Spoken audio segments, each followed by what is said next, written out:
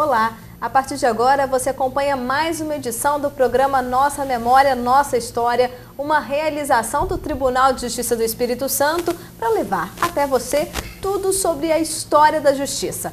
Nosso tema de hoje é a história da Justiça Militar e o nosso convidado é o juiz da vara da Auditoria Militar do Poder Judiciário Capixaba, Dr. Getúlio Marcos Pereira Neves. Dr. Getúlio, seja bem-vindo. Muito obrigado. Para começar, doutor, eu queria que o senhor me explicasse um pouquinho do que é a Justiça Militar. A Justiça Militar, como existe no Espírito Santo, é uma vara especializada da Justiça Comum Estadual. Ela se destina ao julgamento de militares estaduais na prática de crimes militares, que são aqueles definidos em lei, no Código Penal Militar, e também para revisão de punições disciplinares aplicadas pelos comandos aos militares estaduais. Então, a vara da Auditoria Militar ela apenas se dedica ao julgamento de militares estaduais, não julga civis, só policiais e bombeiros militares. Tá certo. E quando é que surgiu a Justiça Militar? A Justiça Militar, na verdade, ela é bastante antiga, porque as forças militares sempre existiram. Então, ao longo da história, você teve necessidade de organizar forças militares, exércitos, própria força naval, para a expansão das civilizações e para conter, para fiscalizar o funcionamento dessas tropas, dessas forças militares. A Justiça Militar, então, ela foi criada, ou ela foi implantada. A Justiça Militar, como ela é praticada hoje, vem desde as legiões romanas, em que se estabeleceu, então, esse julgamento do infrator pelos seus pares. Você vê que esse princípio de julgamento pelos pares é muito democrático e hoje em dia ele persiste ainda no Tribunal do Júri, em que o criminoso é julgado o pretenso criminoso é julgado pelos seus concidadãos. O princípio é o mesmo, é um princípio bastante democrático, ao contrário do que se pensa. Então, como as legiões romanas conquistaram praticamente todo o mundo conhecido na época, esse modelo foi implantado e veio se desenvolvendo. Em Portugal, um marco da instalação da Justiça Militar é logo após a restauração do trono português, em 1640, nós temos aí um alvará régio, um alvará do rei de Portugal, organizando a justiça das tropas na capital e no interior. Obviamente isso veio para o Brasil, que na época era colônia. No Brasil, a Justiça Militar é de 1808. Ela é, então, o mais antigo ramo de jurisdição especializada no Brasil. Em 1808, com a vinda da família real para o Brasil, com a transferência da corte para o Brasil, Dom João VI cuidou logo de instalar aqui o Supremo Conselho Militar e de Justiça, que é o embrião do Superior Tribunal Militar. Então, desde 1808, nós temos a Justiça Militar para as tropas, o Exército e a Armada. E, posteriormente, foi implantada nos estados, com a Constituição de 46. Doutor Getúlio, o senhor me disse que a Justiça Militar ela é julgada por seus pares, né? Mas o senhor é um juiz. Como é que funciona isso? Na verdade, o julgamento é feito por um conselho de justiça. Esse conselho de justiça é integrado pelo juiz auditor, que é o juiz togado, num escabinato. O escabinato é um órgão julgador colegiado formado por juízes leigos e um juiz togado, como é o caso do Conselho de Justiça. Então, os Conselhos de Justiça Militar são compostos pelo juiz auditor, um juiz de carreira, no caso, como é o meu senhor caso, aqui no estado. Uhum. E oficiais das forças ou da força a qual pertence o acusado. Então, nós temos aqui na Justiça Militar Estadual, nós temos o Conselho de Justiça da Polícia Militar e temos o Conselho de Justiça do Corpo de Bombeiros Militar, dependendo do acusado. Funciona de forma colegiada.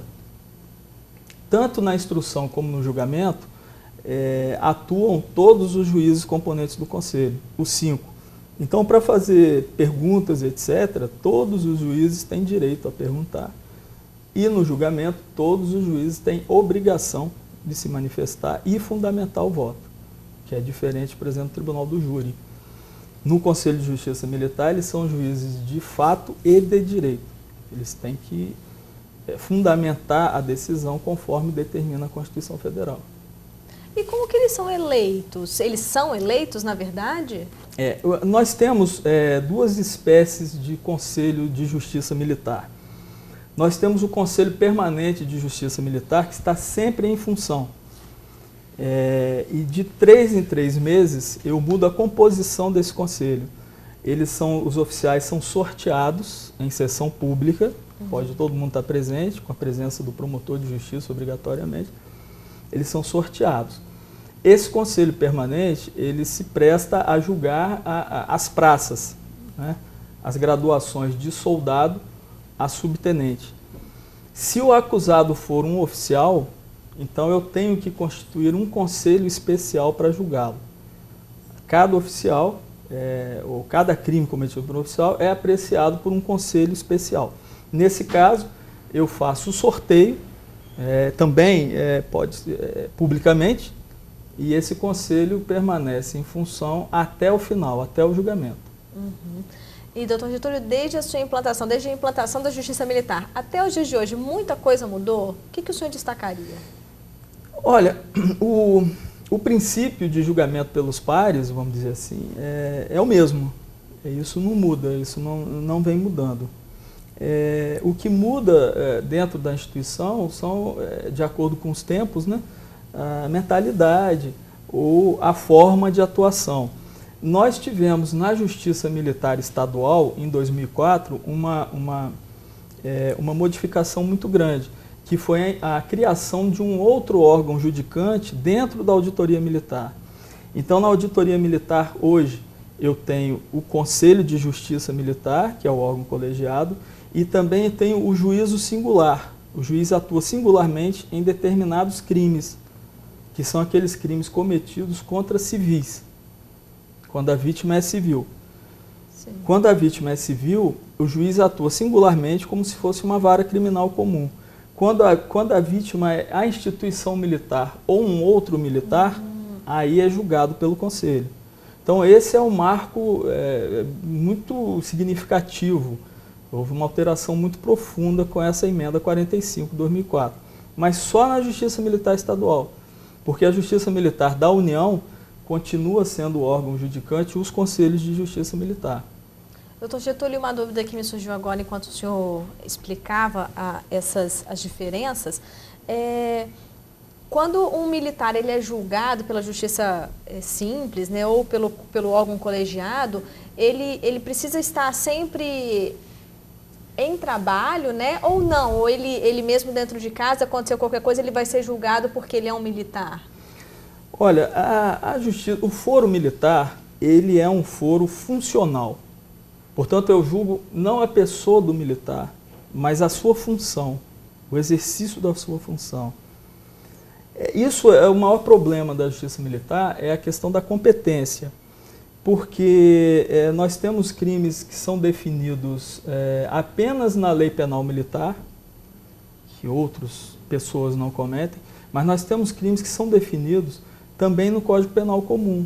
Por exemplo, corrupção, prevaricação, estupro.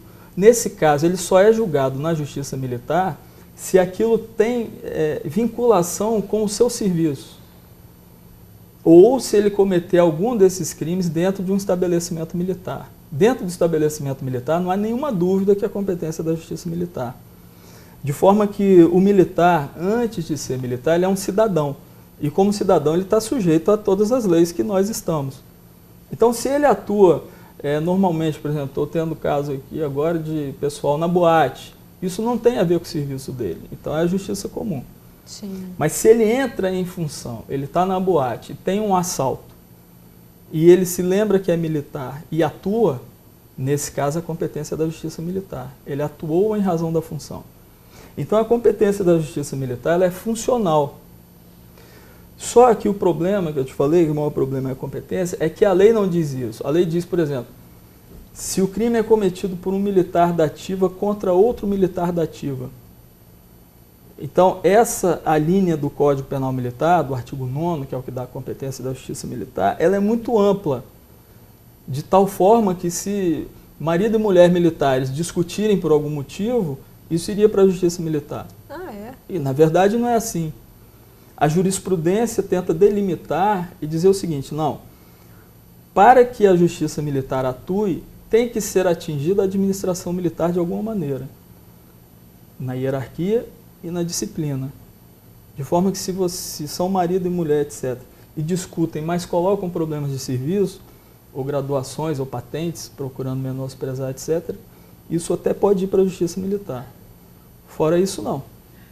A vida normal, a vida comum de uma pessoa é de ser decidida na Justiça Comum. Tá certo. Então, fazendo assim um resumo da sua pergunta, via de regra, só é julgado na Justiça Militar se ele comete o crime na sua atuação como militar. E, doutor Getúlio, e hoje, como é que tá estruturada a Justiça Militar? A Justiça Militar, ela, conforme está na Constituição Federal e na estadual, ela é prestada pela Auditoria Militar, Auditoria de Justiça Militar. Então, nós temos a Auditoria de Justiça Militar na União e nos estados. A União, a Auditoria de Justiça Militar da União se presta ao julgamento de militares das Forças Armadas, a Marinha, o Exército e a Aeronáutica, quando cometem crimes militares. E a Justiça Militar dos estados, ela se presta, como eu já falei, a julgamento dos militares das corporações estaduais, polícias militares e Corpo de Bombeiros Militares. Ela funciona, então, como aqui no Espírito Santo, como uma vara especializada da Justiça Comum, isso desde 83, porque pensou-se em fazer uma carreira separada da Justiça Militar, de ter um órgão para a Justiça Militar separado. A Lei de Organização Judiciária de 67, salvo engano, pensou nisso, mas não foi implantado. Em 83, então, se criou uma vara especializada da Auditoria Militar. Então, hoje, no Estado do Espírito Santo, só existe uma Auditoria Militar. Todos os crimes militares cometidos pelo pessoal das corporações em todo o Estado do Espírito Santo é de competência da Auditoria Militar em Vitória. Então, como eu já falei, nós temos um juiz singular que atua em determinados casos e os conselhos de justiça atuando em determinados casos. Nós temos promotores de justiça que funcionam, obviamente, acompanhando inquéritos policiais militares, oferecendo denúncia e funcionando como partes. E as investigações de crimes militares são feitas pelas corregedorias das corporações, não pela Polícia Civil. Nós temos uma Polícia Judiciária Militar para investigar esse tipo de coisa. Em segundo grau, aqui no Espírito Santo funciona o Tribunal de Justiça. Nós não temos aqui no Espírito Santo um tribunal militar. Só 3 estados no Brasil têm esse tribunal militar, Rio Grande do Sul, Minas Gerais e São Paulo. Os outros estados podem instituir um tribunal militar, se quiserem, quando o efetivo das corporações for superior a 20 mil homens. Nós aqui não temos esse efetivo, no papel aproximadamente 12 mil. Então a gente não poderia criar. Então o nosso órgão de revisão é o Tribunal de Justiça. Por isso que uma Câmara Criminal ou uma Câmara Civil do Tribunal de Justiça, ao julgar um recurso da Auditoria Militar, ela está funcionando na prática e constitucionalmente como um tribunal militar, os desembargadores. Embora seja o funcionamento normal da Câmara, o código que é usado para o recurso é o Código de Processo Penal Comum. Por quê? Porque o tribunal é um tribunal civil. Então, a organização é essa. Aqui nós temos apenas uma auditoria que dá conta do movimento, da demanda, e o nosso órgão revisor é o próprio Tribunal de Justiça. Já deu para perceber que a gente tem muita história, hein, doutor Getúlio? Tem. A gente vai para um rápido intervalo. E você não saia daí, no próximo bloco a gente continua conversando sobre a história da Justiça Militar.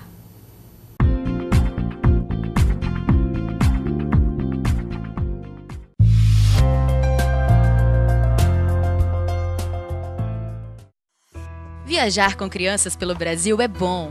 Bom também é lembrar que crianças menores de 12 anos desacompanhadas precisam de autorização da Justiça. Para obter autorização, basta procurar a Vara da Infância e da Juventude portando a certidão de nascimento ou a carteira de identidade da criança, além dos documentos dos pais. E se você deixou para a última hora, não tem problema. Há postos da Infância e da Juventude no aeroporto e na rodoviária de Vitória. Para saber mais, ligue 3327-3844, 3322-0783 ou 3223-6060 e boa viagem!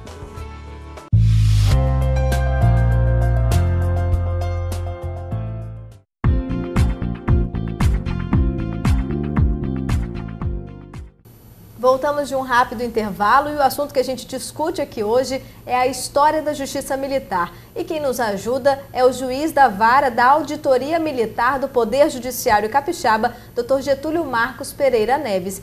Dr. Getúlio, eu queria saber, e aqui no Espírito Santo, são mais de 60 anos de atuação da Justiça Militar, né? Quais são os desafios para frente? A Justiça Militar está completando em 2012 65 anos de instalação. Ela foi instalada em 1947 com o permissivo da Constituição Federal de 46. Acho que isso já era um anseio da tropa, da corporação militar, tendo inclusive sido registrado um julgamento nos anos 30, 35, salvo engano, de policiais militares por conta de problemas na rua. Eram anos muito agitados, os anos 30, mudança de governo e revolução. E como nós não tínhamos justiça militar, veio do Rio de Janeiro um conselho de justiça para julgar os nossos policiais. Foi a partir de 36, porque a lei que interpretada nesses estados permitiu a instalação dos conselhos de justiça de 36, salvo engano foi em 37. Então a corporação ela já tinha aí um determinado anseio de que a justiça militar fosse instalada. E isso acabou acontecendo em 1947, o que veio, de alguma maneira, a melhorar o serviço da própria corporação a partir do momento em que havia uma fiscalização dessa atuação.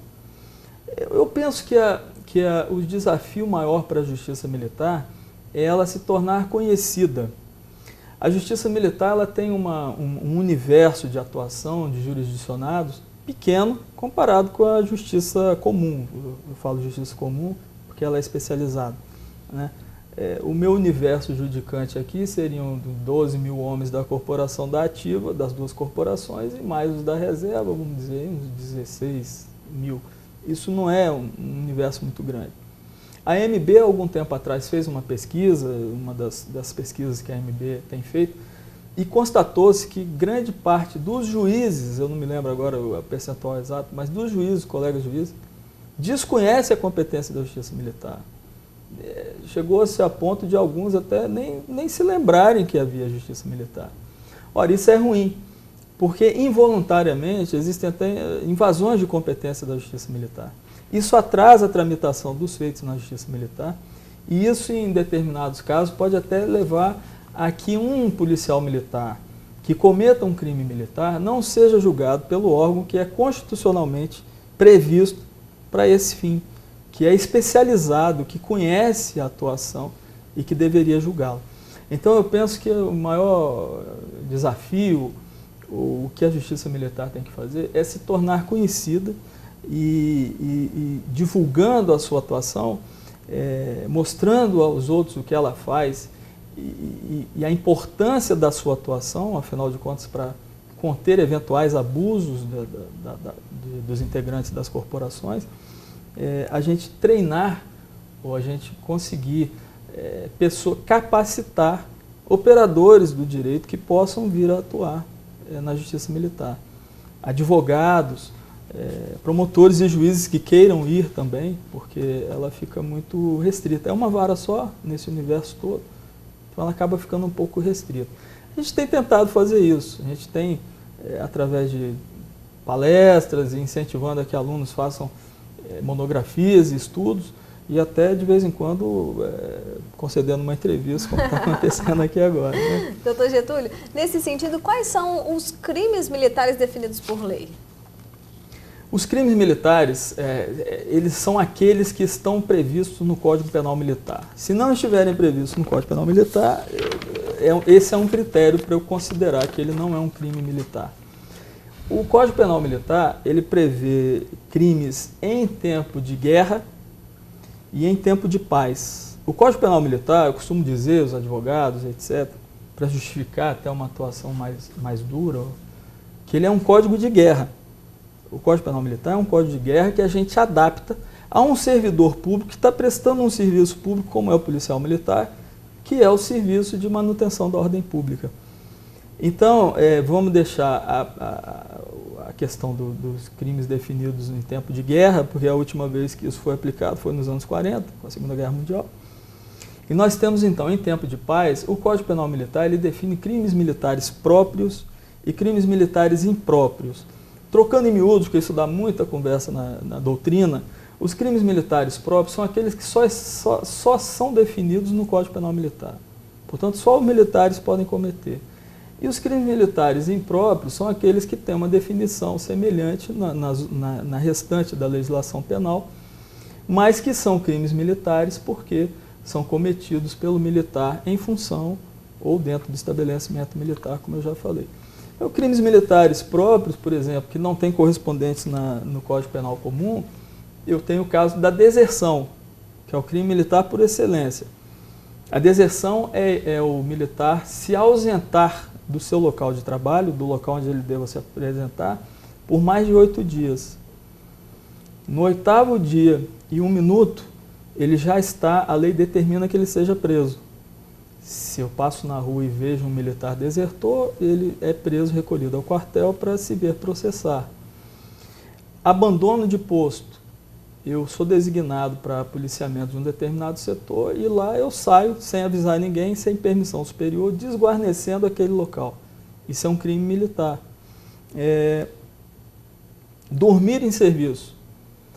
A gente discute muito sobre esse delito, a questão de dormir em serviço. Como é que eu vou comprovar que ele estava dormindo? Só se eu tirar uma foto que ele está com o olho fechado, só se eu gravar se ele eventualmente puder roncar. Né? Não é o caso. O que o tipo penal prevê é a falta de prontidão. Eu não estou pronto para intervir se acontecer algum problema. Tem um assalto, eu estou dormindo, o assaltante vai embora. Seria mais ou menos isso. A embriaguez em serviço, que no servidor público comum, isso são problemas disciplinares, a embriaguez em serviço também é um crime militar. Se ele se apresenta embriagado para o serviço ou ele bebe em serviço, eu presumo que ele não tem condições de manejar a arma, de se defender ou de intervir, pode fazer uma intervenção desastrosa. Então são crimes que estão previstos apenas no Código Penal Militar. Agora, quais são os crimes militares? Ficaria difícil, tem mais de 300, né? Não, esses de exemplos uma maneira geral. Ótimos. Então, acho que... Doutor Getúlio, e agora? Quando um militar comete algum crime em confronto, por exemplo, um homicídio, ele é julgado pela Justiça Militar ou pela Justiça Comum?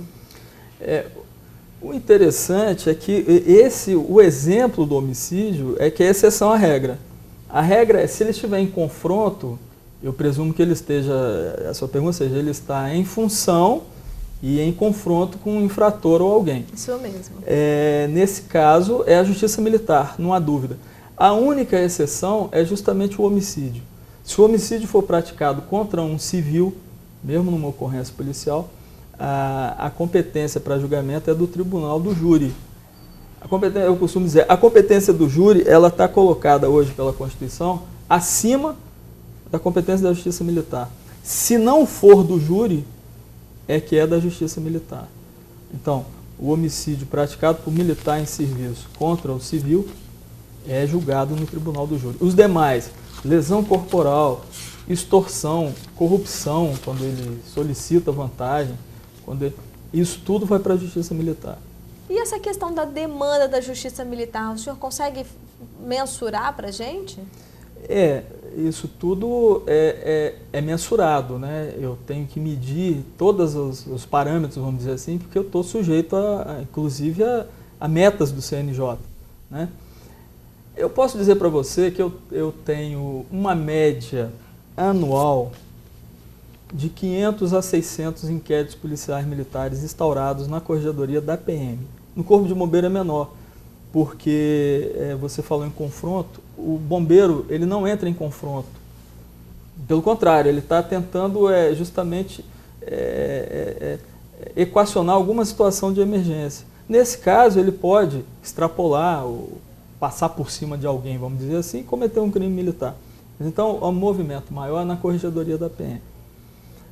Nós temos uma quantidade de arquivamento também significativa, porque tudo, como o militar ele usa a força, o policial militar ele é o único servidor que o Estado arma para desempenhar a sua função. Para desempenhar a sua função, ele usa a força, isso está previsto na lei. Então, tudo tem que ser investigado, porque qualquer excesso que ele cometa, ele tem que responder por isso. Sim. Eu posso dizer, então, que eu tenho, em termos de ações penais, essa coisa oscila da ordem de 600 a 700 em tramitação, sempre. E eu tenho também uma demanda civil, que foi o que eu falei mais ou menos no início, que é quando o militar está sujeito não só ao Código Penal Militar, mas também ao regulamento disciplinar, que são as transgressões disciplinares, como um servidor comum, que você tem lá, não chegar atrasado, não faltar 30 dias, mais ou menos a mesma coisa. Mas como a organização militar é muito hierarquizada e é com base na disciplina, senão não poderia controlar homens armados, se não houvesse disciplina, o regulamento disciplinar, ele atua muito. São muitos processos administrativos disciplinares abertos e julgados pela corporação. Se o militar não concorda, se ele vai pedir uma revisão judicial dessa punição, uma vez que pelo nosso sistema constitucional nada pode deixar de ser levado à apreciação do judiciário, ele vai ingressar com uma ação e agora na Justiça Militar, na Auditoria Militar. Então eu tenho também ações cíveis para rever punições disciplinares, para anular essas punições disciplinares, e eu tenho um movimento da ordem de 300 ações, mais ou menos, em andamento. Então, se você considerar que a Polícia Militar, e eu falo Polícia Militar porque é a minha demanda maior, ela está na rua 24 horas por dia, 365 dias por ano, em todo o estado do Espírito Santo, a demanda não é nem tão grande, não é nem tanta coisa que eu tenho para julgar. Mas eu posso te dizer, porque eu acompanho a Corregedoria, hoje, se você chegar na Corregedoria e der uma notícia de um crime militar ou de alguma irregularidade, isso vai ser apurado através de sindicância ou de inquérito policial militar e vai chegar para a auditoria. Doutor Getúlio, para encerrar, o senhor participou recentemente de um congresso sobre justiça militar em Angola, né? Qual a avaliação que o senhor faz do evento?